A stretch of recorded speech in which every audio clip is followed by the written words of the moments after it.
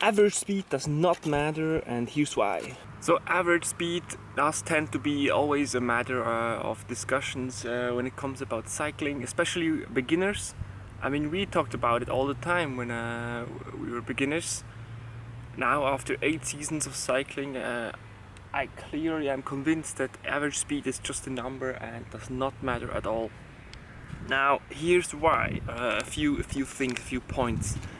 For instance, you need to consider wind. You can have a headwind or a tailwind that can really affect your average speed.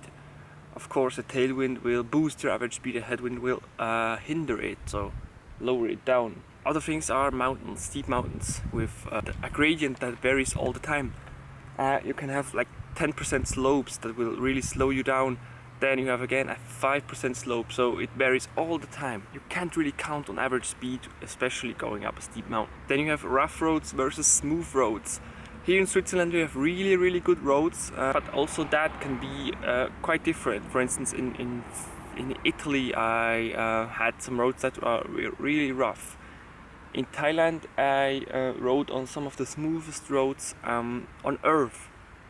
And that really affects your average speed. I mean, on 100, on 200 kilometers, the road surface really matters. So that can affect and change your average speed. So you don't really, like I said, no importance. You should put no importance on it. Then you have your daily form. Your leg's gonna be better or worse at times. You could have a great day. You could have a really horrible day, like I had last Sunday. That also can affect your average speed. Even if you're really on a flat road, nice tailwind, but your legs just won't put out the power that you want. Then one of the biggest reasons why your average speed can be like 35 or 28 is whether you are cycling in a peloton, in a group, or alone.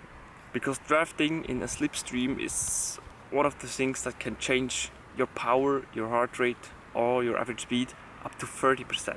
So if you are in a peloton and you get pulled away, you can have an average speed of like 43 and you just put out power like at 150 watts, nothing at all. It's just easy. You can relax inside the peloton.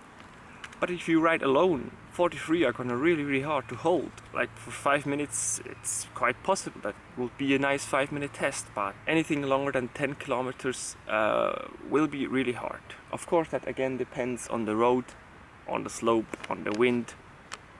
So especially for beginners, don't bother over average speed. Get in the Ks and the hours. You want hours experience on the bike. And you will soon realize that what really matters is your pacing. Because if you go out too hard, in the end you will just bonk and your ride will be horrible. But if you pace yourself, you can really put out some good numbers, some good distance, some good hours. Get a power meter if you want to pace yourself for optimal pacing, because then you can almost calculate that in the end you will still have power to finish the ride. So don't pace yourself with average speed. This is just really a scam, because there are so many factors that come into play that will affect your average speed. Get a power meter for optimal pacing, don't bother over average speed.